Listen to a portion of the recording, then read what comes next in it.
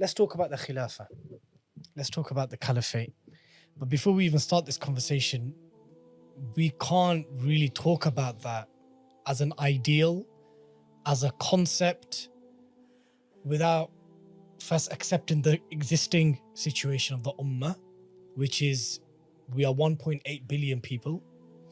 We are 50 countries, nation states. We have 50 nation states.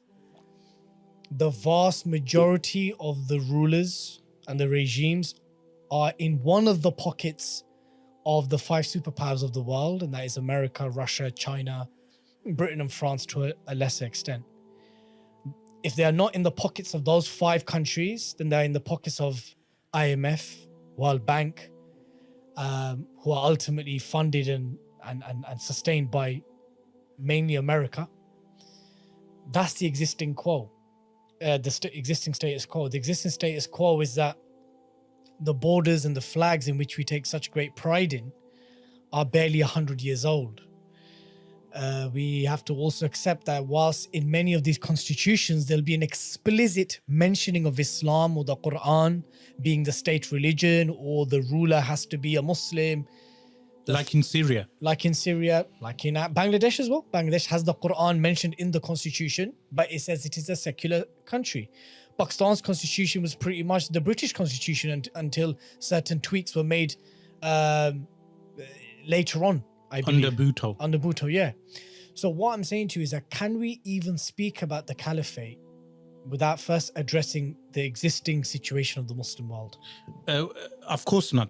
We need to address the current situation. So moving on from creedal unity to now and decreasing sectarian disunity, in the sense, because some people take 2 extremes. Some people think that when I say decreasing sectarian disunity entails that we acknowledge the false beliefs of the groups. When I'm mentioning it because of the Quran states وَاعْتَصِمُوا بِحَبْلِ اللَّهِ جَمِيعًا وَلَا تَفَرَّقُوا. The command is from the Quran, وَلَا تَفَرَّقُوا. So the disunity comes from the people who cause the disunity. But then the disunity needs to be addressed. Moving on from that, we go on to political disunity, in the sense that a young man born in Pakistan is raised thinking that the Pakistani flag represents Islam. Using Pakistan as a prototype example. It's a good example. It's a very good example. Then similarly, thinking that the Pakistani army was created to free Palestine or to free Kashmir. And the Pakistani army has a religious, the motive of the deen of Allah. So you have the likes of Mir Zahid and others promoting the Pakistani army as the army of Khurasan, even though Pakistan geographically doesn't fall into Khurasan. Afghanistan and Iran fall into Khurasan. Now this person is raised with saluting the flag, almost like a takbir.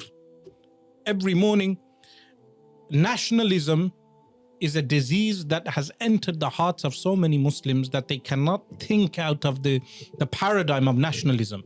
To the extent when I wrote my book, Navigating the End of Time, in the introduction, I mention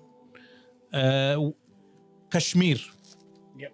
A Pakistani nationalist, in one of the comments on Amazon, he mentions that I am disappointed that Shaykh Asrar refers to Kashmir